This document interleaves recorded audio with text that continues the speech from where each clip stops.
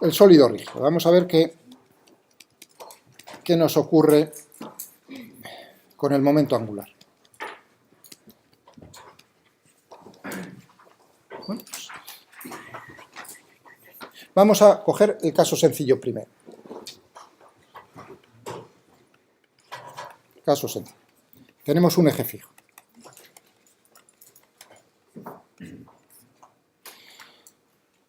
Este eje, por ejemplo. Ponemos el origen de coordenadas aquí y lo que queremos es calcular el momento angular total.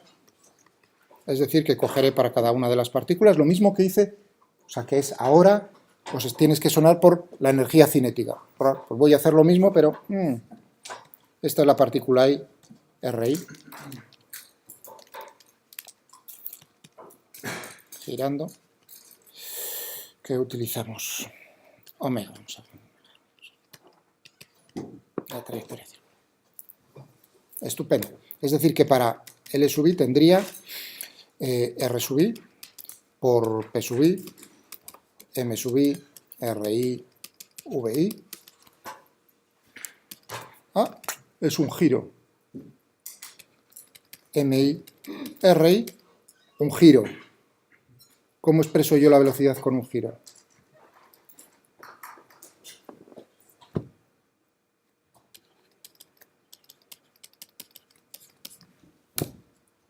¿Habéis visto? Claro, aquí es útil esto, y ahora voy a hacer las operaciones. Ahora tendríamos, naturalmente, el sumatorio, sumatorio, sumatorio, para todas las partículas. Entonces necesito expresar esto. Vamos a hacerlo. Fijaos que aquí ya es donde estamos viendo que es un sólido rígido en que en omega es el mismo omega para todos. Voy a hacer la primera operación.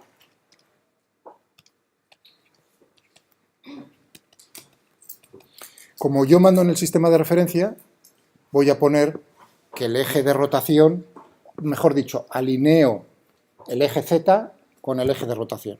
Eso es lo que yo mando en el sistema de referencia. Podría hacerlo, luego lo cambio eso.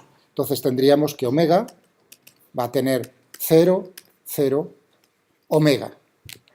No pongo omega z porque como toda la velocidad angular está en la componente z, cuando cambie eso pondré omega x, omega y, omega z. Pero ahora lo que tengo aquí esto es porque estoy fijando el eje z a lo largo del eje de rotación. Y claro, como he dicho es un eje fijo, no cambia esa orientación, pues estupendo. No es que en un instante coincida, sino en cualquier instante es ese. Bueno, tenemos entonces esto. Y tengo que hacer RI. No le queda más remedio que XI y ZI en coordenadas cartesianas. Entonces tendremos I, J, K, ras, ras, ras. Y tendremos aquí 0, 0, omega, X, I, ZI. Vamos a cogernos esto. Entonces tendremos aquí, ¿no? Para I. ¿Qué tenemos? Tenemos menos omega I. Más, ¿no? Plaf, plaf, J. ¿Qué tenemos para J? Tenemos 0 con un menos para acá, menos con otro menos más, o sea que tendremos más omega X. Más. Para acá. Tenemos 0. 0, 0. ¿No? Ningún problema. Ahora, fijaos, esto sería VI. Uno se da primero hay que mirarlo, decir, ¿van bien las cosas? Sí, porque la velocidad tiene que estar contenida en el plano XY. Tal como, ¿no ves? Está en planos perpendiculares al eje de rotación y el eje de rotación es el eje Z. Pues, muy mal no vamos pillados. Y ahora necesitamos hacer esto, otra vez, RI, por todo lo anterior. Es decir, RAF. I, J, K, y ahora tengo el primero, XI y ZI. Y ahora el resultado de todo esto, ¿cómo era? Teníamos para el I era menos omega I. Para el J, omega XI. Y para el K, 0. Voy a borrar arriba.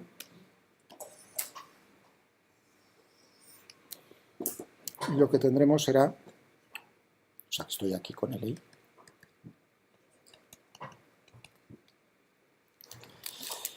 Vamos a ver, ahora en negro. Para I, menos omega XI ZI. Más, vamos a ver por el J. 0, menos con menos más, con otro menos. ¿Os estáis dando cuenta? Ahí tengo que tener en cuenta de que estoy en la otra posición, es un menos. O sea, plus 0, menos con menos más, con otro menos menos. Vale. Menos omega y ZI. Más K. Bueno, en K es donde es más complicado. Omega XI al cuadrado, menos con menos más omega I al cuadrado. Anda. Voy a poner aquí un igual solo para el tercero, no me lo mal. Por eso lo estoy poniendo. Tengo aquí K, omega, XI cuadrado, más I al cuadrado. Anda, esta es la distancia al eje de rotación. Voy a ponerlo como ρ, por ejemplo. No R, porque R lo estaba poniendo. Entonces esto es ρ al cuadrado, es decir, que tengo omega ρ I al cuadrado por K. Recordad que se me ha ido una masa por aquí, la masa M sub I. Es decir, que aquí tengo... Esto en cuanto a la componente K. Las otras son distintas de 0, ¿eh? Porque aquí también tengo todo eso. ¿De acuerdo? Muy bien. O sea que tenemos aquí...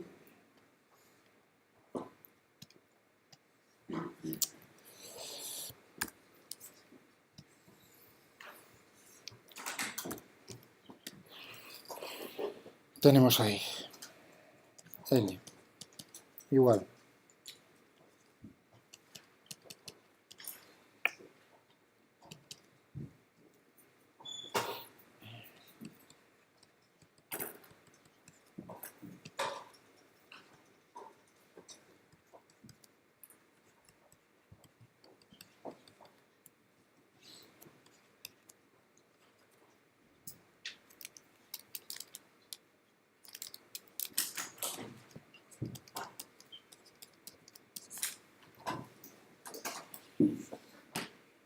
el sumatorio lo puedo poner para cada uno de ellos.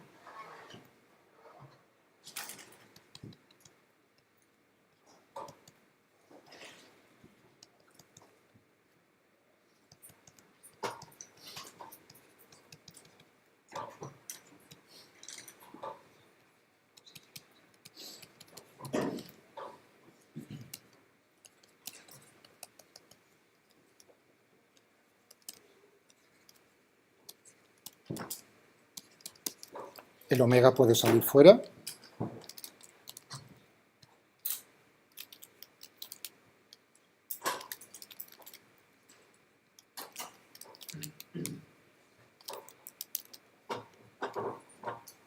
Este término,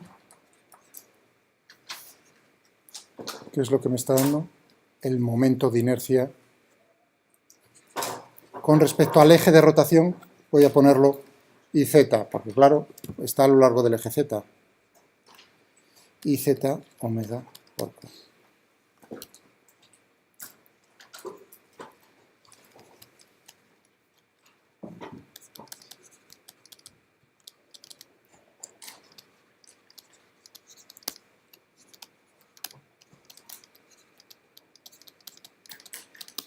Estos términos son productos de inercia, como veremos ahora más adelante.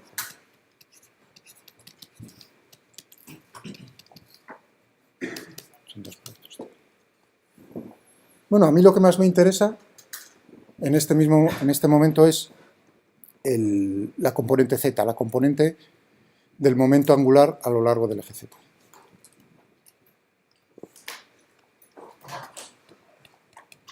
Lz va a ser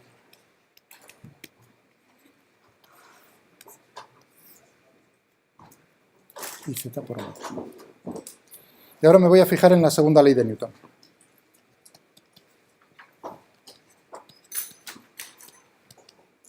Para la rotación que tenía la derivada de momento neto externo igual a... Estos son tres. Momento neto externo, componente X, el cambio de la componente X del momento angular con respecto al tiempo, ¿no? Momento neto externo, componente Y, cambio del momento angular, componente Y, con respecto al tiempo, y la que a mí estoy buscando ahora, en este momento. No es que las otras no den información, sí dan.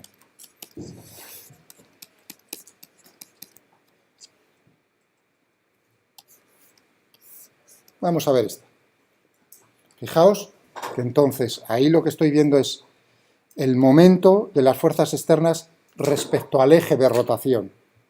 ¿Cómo se calcula eso? Con respecto a un punto del eje y viendo la componente del momento a lo largo del eje. ¿Vale? Esta expresión. ¿Me entendéis? Estás proyectando en esa dirección del espacio. Y ahora tengo entonces tau, claro, porque vosotros en la cabeza tenéis tau, tau, tau, o m, como depende de la letra, igual a I por alfa. O sea, estáis buscando desesperaos esa expresión antes de que termine yo el curso. La derivada con respecto al tiempo de I z por omega. Y ahora uno dice, anda, I z cambia. No, I z no cambia. El momento de inercia no está cambiando, eso está girando, pero tiene el mismo momento de inercia. Por lo tanto,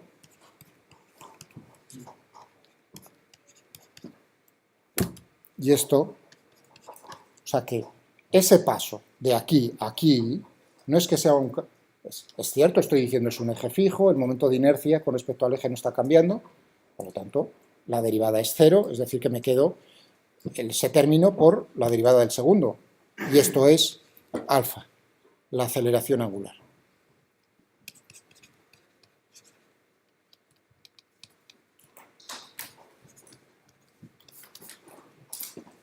Cuidado, porque la aceleración angular también podría ser un vector, porque nos está dando omega es un vector, por lo tanto la derivada de omega con respecto al tiempo es un vector, pero aquí, claro, estáis viendo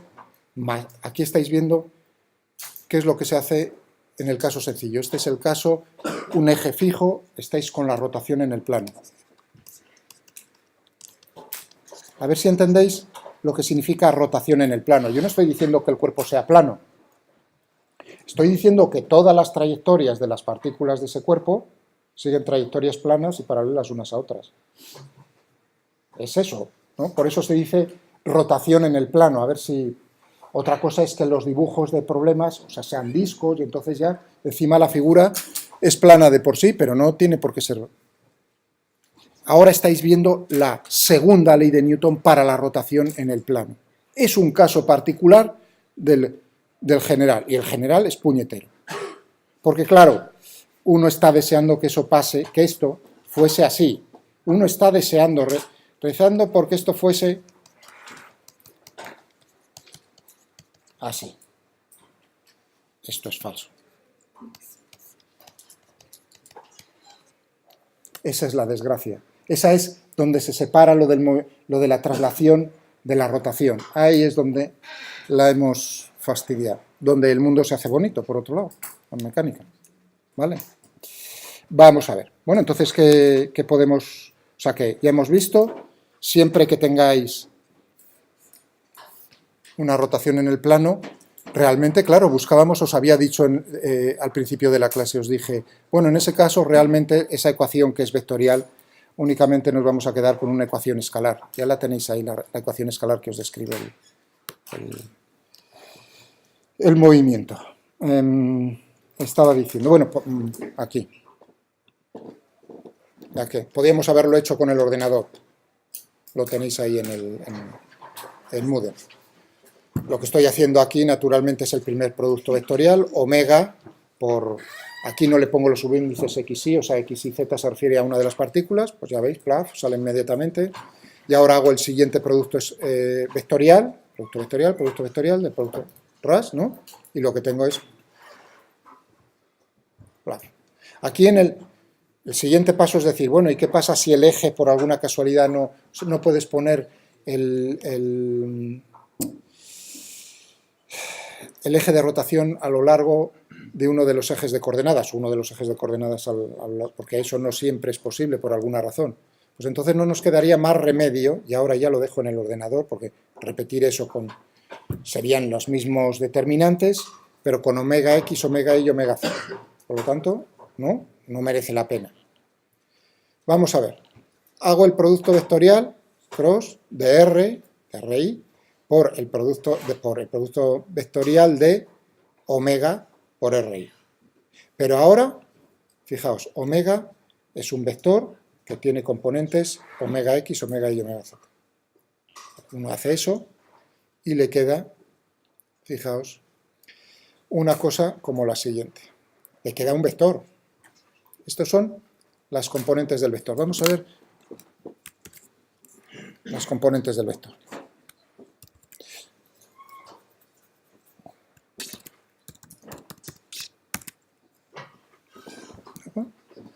La componente x, la componente y y la componente z. ¿Esto cómo lo puedo expresar? Como el producto de una matriz por un vector, por el vector omega. Fijaos, la matriz, lo tengo ahí también hecho con el ordenador, la matriz defino esta matriz, donde, fijaos, los términos, los elementos de la diagonal son los momentos de inercia respecto al eje x, fijaos, y cuadrado, z cuadrado, esa es la distancia al eje x cuadrado más z, la distancia al eje y, este es el momento de inercia con respecto al eje y coordenado, y este con respecto al eje z. Los términos diagonales son los momentos de inercia, mientras que los términos fuera de la diagonal reciben el nombre de productos de inercia. No olvidéis, esto es un producto, es un sumatorio. Estoy cogiendo el elemento con los subíndices y, ahora tendría que hacer el sumatorio para cada una de ellas. Cuando estoy hablando del momento de inercia, ya mentalmente estoy pensando que es la suma o la integral en el problema. ¿Vale? Muy bien. Uno dice, a ver si me sale lo mismo. Y digo, pues hago esto, bueno, para que me quede matriz form.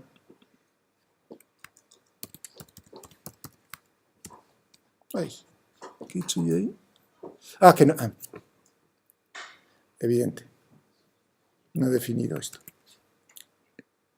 Creo. ¿O no? ¿No? ¿Por qué me sale a mí eso?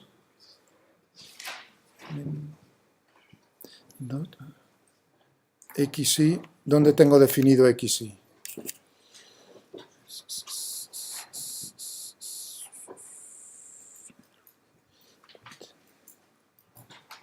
Seguro que por aquí abajo.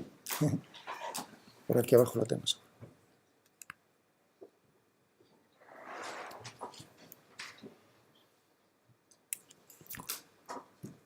Bueno. Fijaos que aquí esto lo tendría que haber multiplicado por la masa.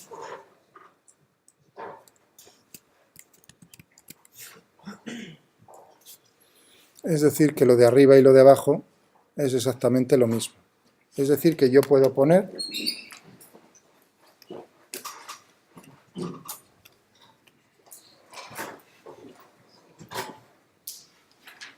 para el sólido rígido como el producto de lo que se conoce como el tensor de inercia, es una matriz. ¿Os habéis dado cuenta? Es una matriz diagonal. Diagonal. Simétrica. Estoy diagonal. Es una matriz simétrica.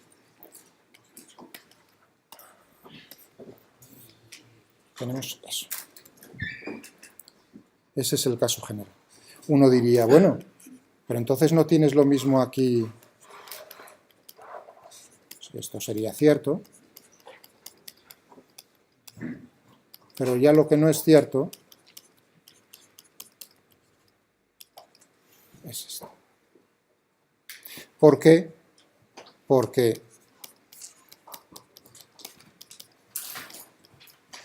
es distinto de cero en los términos de los productos de inercia. ¿De acuerdo? No en los términos de los momentos de inercia, sino en el de los productos de inercia. Vale. Bien. Sí. Ahora es donde viene el asunto. Ahora vamos a ver. ¿Cuándo, entonces,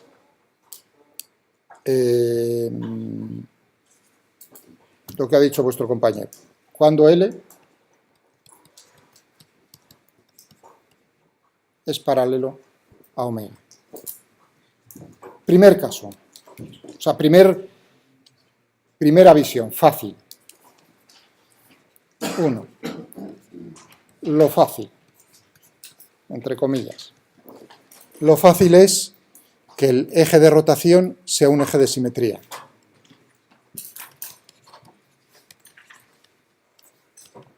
Es decir, la dirección a lo que tiene omega es un eje de simetría del cuerpo. Entonces, eso es, uno dice, esa afirmación que haces, ¿qué es lo que significa? Que los productos de inercia se anulan. Es decir, fijaos que ahí tengo un sumatorio. Si tengo una masa en una posición a un lado del eje, por el otro lado voy a tener otra, de tal manera que al sumar se me van anulando. Eso implica entonces que tenemos que, ahí tendríamos el tensor, la matriz diagonal.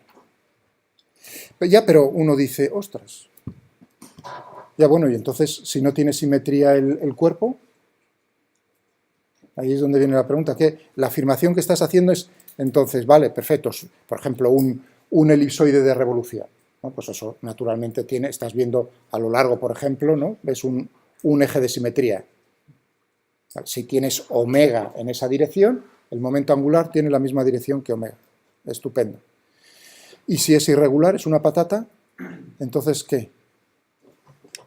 No hay ejes de simetría, eso es cierto, pero aquí lo que tenemos es una matriz que es simétrica. Eso significa que si es simétrica, los valores propios son reales. Hay valores propios y son reales. Y los vectores propios son ortogonales entre sí. Eso significa que entonces siempre podrás encontrar unos ejes de tal manera que para esos ejes tengas el tensor de inercia diagonal.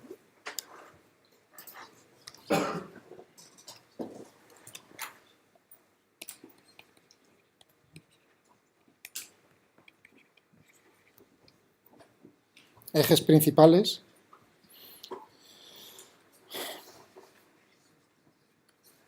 son aquellos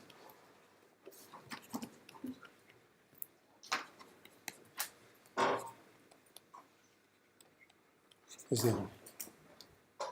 Y eso siempre van a existir porque la matriz es simétrica. Siempre van.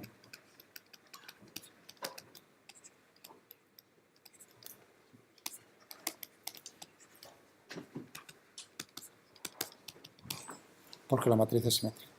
Se transforma entonces en un problema pues parecido, ¿no?, del estilo como puede tener Valle-Puga y de esos, de, claro, de matricial, de hallar los valores.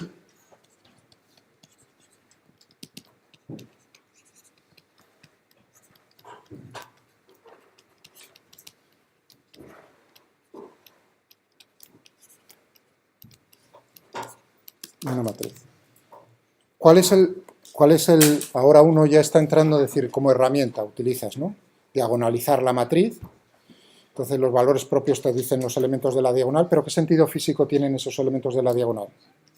Es decir, si yo diagonalizo ese trasto que he tenido ahí, pues puedo poner por ejemplo, L1, por utilizar la misma notación que utiliza el Taylor, L2 y L3. 0, 0, 0, 0, 0, 0. L1, L2 y L3 son los vectores, los valores propios de I, del tensor de inercia. Claro, pero físicamente los lambda sub I corresponden a los momentos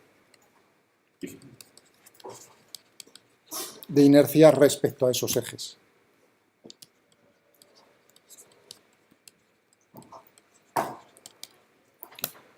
Respecto a esos ejes. ¿De acuerdo? O sea que tened mucho cuidado porque aquí uno dice, dependiendo de dónde escojáis, aquí estoy suponiendo un punto fijo en el espacio, un punto del cuerpo que está fijo. Aquí, importante. Estoy haciendo una restricción, pero una restricción menor que en el caso. En el otro caso estaba considerando que el eje era un eje fijo, ¿de acuerdo? Lo podría poner a lo largo del eje Z o no, pero un eje fijo. Ahora lo que estoy diciendo es, tengo un punto fijo.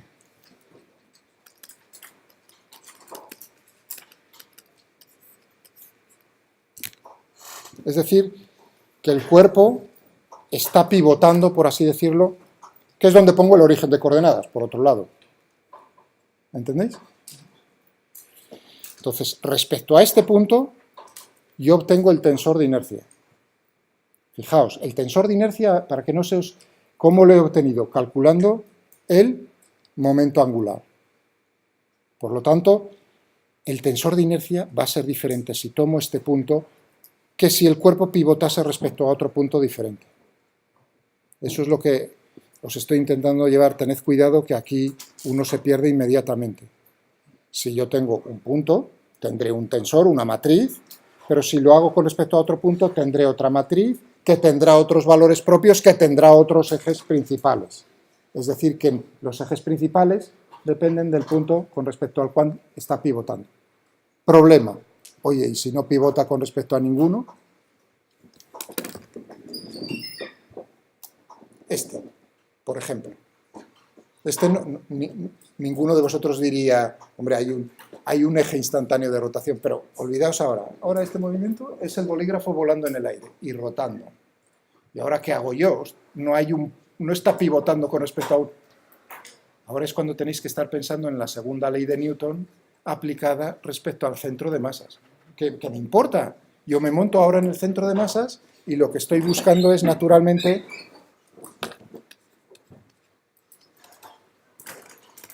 el L de spin.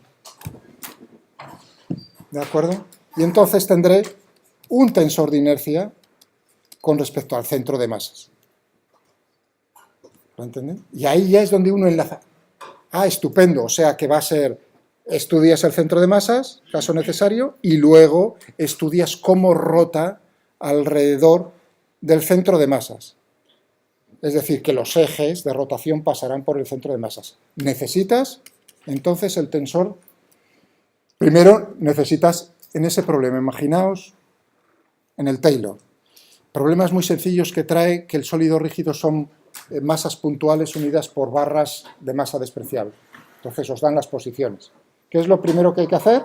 Tienes 4 o 5 masas, pues nada, hallar el momento angular, el tensor de inercia, si hubiese uno que es fijo en el espacio, ¿vale? ¿Qué ocurre si no lo tienes? ¿Qué es lo que debéis hacer primero? Hallar dónde se encuentra el centro de masas de ese sistema. ¿De acuerdo? Segundo, ver cómo es el tensor de inercia respecto al centro de masas. Tercero, ¿qué es lo que necesitamos? Diagonalizar esa matriz. Y entonces tendremos los ejes principales respecto al centro de masas. Muy bien.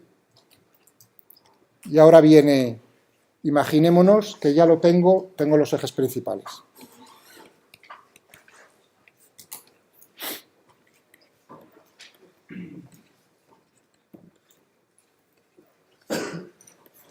porque tengo que, lo que dijo David, de alguna manera habrá que demostrarlo, ¿no? Es una afirmación así, es decir, que tendría L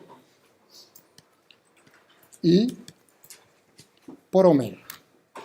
Y ahora voy a imponer que omega tenga la dirección de 1, 2, 3.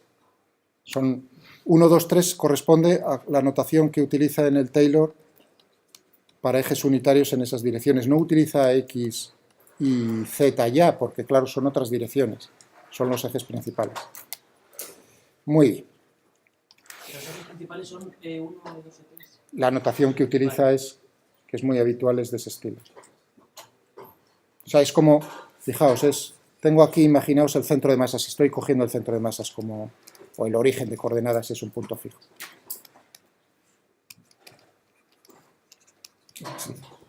Entonces lo que tendría sería, esto sería por ejemplo E1, esto sería E2, esto sería E3, si el cacharro tiene por casualidad la forma adecuada para que esos sean los ejes principales. Por eso, claro, son dos, tú tienes el sistema de referencia que has utilizado y luego estás hallando respecto a ese sistema de referencia X y Z cuáles son las direcciones en las cuales no es que tengas... Si tiene simetría ya habéis ganado un huevo de trabajo, porque ya no necesitáis, iba a decir, no necesitáis las direcciones, los vectores propios os vienen dados por la simetría del problema. El más fácil, por supuesto, es la esfera. En la esfera todas las direcciones que pasan por el centro de la esfera son de simetría, por lo tanto todos son ejes principales. ¿De acuerdo? En el caso del cilindro, bueno, en el caso del cilindro no es tan, pero también tiene mucho. Fijaos, ¿no? Este es uno. Pero, cuidado, aquí tengo que hacer una salvedad, no lo he dicho, siempre y cuando sea uniforme. No lo he dicho explícitamente. Si la distribución de masa no es uniforme, entonces estoy rompiendo la simetría del problema. O sea, si tengo una esfera que no es... Entonces hay que tener cuidado con eso. Estoy considerando mentalmente que son masa distribuida uniformemente. ¿Y cuál va a ser los otros dos ejes? Cualquier eje, en el plano perpendicular que parte el cilindro por la mitad, ¿no? Por el centro de masas, cualquiera en ese plano, cualquier conjunto de esos dos ejes, o cualquier eje en ese plano es un eje principal, por la simetría del problema. O sea, que eso ya te lo dice. Si uno diagonaliza, pues ve que le salen esas cosas. Bueno, estaba con esto. Y ahora digo, bueno, si omega tiene una de las direcciones de los ejes principales, entonces, por ejemplo, voy a ponerlo en la dirección de 1.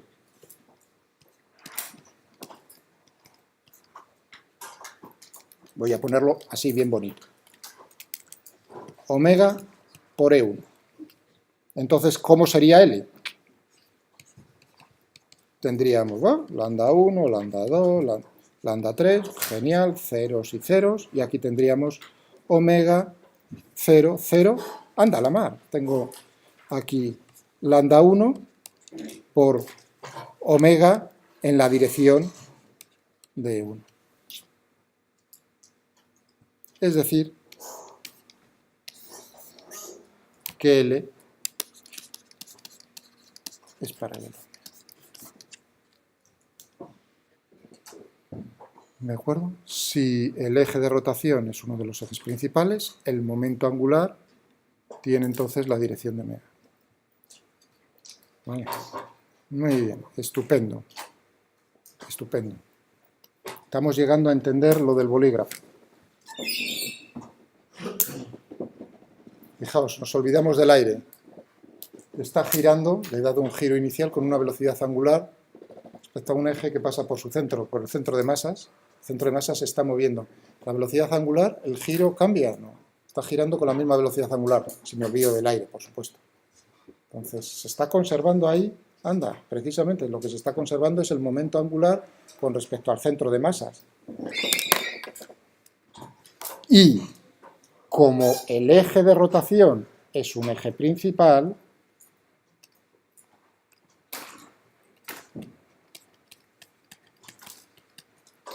fijaos, ¿cuál es el momento? Es la gravedad. ¿Dónde puedo la resultante de la gravedad? En el centro de masas. Centro de gravedad, centro de masas en ese... Por lo tanto, esto es 0 en ese caso. Eso implica, cuidado, L es constante. No he dicho todavía que sea omega constante. Eso en general no es cierto. Cogéis ahora mismo una cajetilla de tabaco, cogéis un cuerpo que no sea demasiado alargado. Un bolígrafo es muy difícil de hacer. Eso lo tenéis en el Taylor, resuelto. Eso, fijaos, eso nunca lo he hecho en ningún curso, pero siempre me da, porque es un problema entender por qué para cuerpos alargados tiene estabilidad si los lanzáis al aire. En una cajetilla, o un libro, que tiene las dimensiones, no es una alargada, entonces podéis hacer cosas muy bonitas. Si lo lanzáis con un giro respecto a uno de los... Pero si lo lanzáis con un giro respecto a un eje inicial, que no es un eje principal, y para eso necesitáis un cuerpo que no sea alargado, entonces, ¿qué es lo que estáis viendo? Cómo el cuerpo hace filigranas en el aire, pero no... ¿Qué es lo que estáis viendo realmente? Si hacéis una película con el móvil a cámara lenta, lo ponéis, ahora que ¿no? Eso está muy bien, los buenos que tenéis vosotros, no el mío, pues entonces lo que estáis viendo es como continuamente el eje de rotación está haciendo movimientos en el aire. Cuidado, L, el momento angular, es constante con respecto al centro de masas, pero omega no. Muy fácil, porque estabais aquí cogiendo, ya no habéis puesto la velocidad angular inicial en uno de los ejes principales, es decir, que tendríais lambda 1, lambda 2, lambda 3, 0, 0, pero ahora, por ejemplo, tendríais un omega 1, omega 2, 0. Eso significa que tendríamos aquí, fijaos, un vector que sería, lo voy a poner vertical, tendríamos lambda 1, omega 1. El siguiente, lambda 2, omega 2. Y el tercero, 0. Y este vector es paralelo al vector omega 1, omega 2, 0. Sí, puede ser que sea paralelo, siempre y cuando lambda 1 sea igual a lambda 2. Cuidado, que las trampas siempre van por el camino. Puede darse el caso de que sean los momentos de inercia respecto a esos dos sean iguales. Entonces, evidentemente, esto sale factor común y entonces tenemos que son paralelos, pero en general son diferentes, por lo tanto, por supuesto que no. ¿De acuerdo? Eso indica entonces que omega no es constante en el movimiento. L sí, en ese movimiento que estamos estudiando, L respecto al centro de masas es constante, pero omega no es constante. Eso es lo que estáis viendo cuando digo que el eje de rotación hace filigranas. Bien, aquí lo que uno va buscando naturalmente, por dejarlo así en un punto, no sé, ¿no? ¿Os habrá gustado la mecánica de Lagrange? ¿Os ha gustado cómo se...? ¿No? Entonces, aquí al final, todo esto, habéis visto cómo hemos hecho un hacia atrás, ¿no? Hacia la mecánica de Newton, pero uno necesita también aplicar Lagrange en el momento de la verdad. Entonces necesita 1T. Vamos a dejarlo ahí con esa expresión, con la energía cinética. Vamos a ver, en la energía cinética para una partícula, un medio de mv al cuadrado, ¿no? Bueno, yo lo voy a poner en función de la velocidad y del momento lineal. Un medio de m por, uno diría, pues, v al cuadrado, tengo p es m por v, es decir, v al cuadrado es v por v, es decir, que yo podría poner aquí v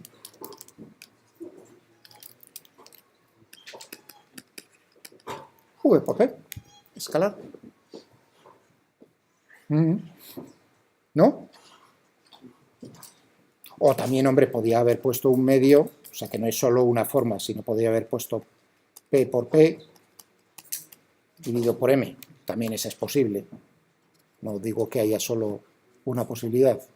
Está ya una forma un poco más... Joder, ¿qué querrá en los últimos 2 minutos? ¿Qué faena nos querrá poner ahora? Bueno, pues si uno está viendo la demostración, no la hago. Es en uno de los problemas del Taylor. sea que esto no es una demostración, aunque pueda colar como eso, no es una demostración. Entonces, hay una expresión cuando tenemos rotaciones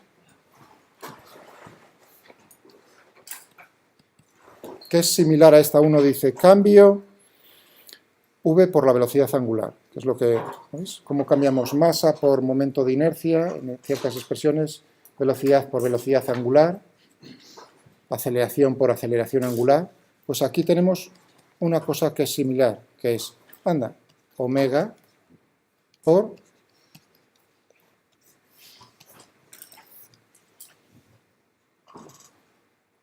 y ahí es donde podríamos conseguir, fijaos que aquí podría ponerlo todavía un poco más, porque él es el tensor de inercia por omega. Entonces, esta es la expresión a partir de la cual, esta es general, uno puede llegar a obtener la energía cinética del sólido rígido, de rotación, debido a la rotación. Por supuesto, fijaos que esto lo tendría que calcular respecto al centro de masas. Si yo estoy energía cinética de traslación, centro de masas más la de rotación, esta expresión naturalmente se correspondería al momento angular respecto al centro de masas. Entonces tendríamos las dos cosas. Ya tendríamos en principio, fijaos que entonces ahí lo que necesito es buscar el tensor de inercia. O sea que hay que calcular para cada cuerpo. No es sencillo, ahí es donde aparecen los ángulos de Euler, aparecen cosas bonitas que tenéis en el capítulo 10, si os divierte, no va con segundas, es muy bonito, echadle un vistazo. Ahí nadie os va a examinar de eso, es el placer por aprender cosas. Si tenemos bueno, luego tenemos la energía potencial gravitatoria, bueno, energía potencial gravitatoria, las energías potenciales, tenemos el lagrangiano. Si tenemos el lagrangiano, tenemos las ecuaciones del movimiento. Y ya tenemos resuelto.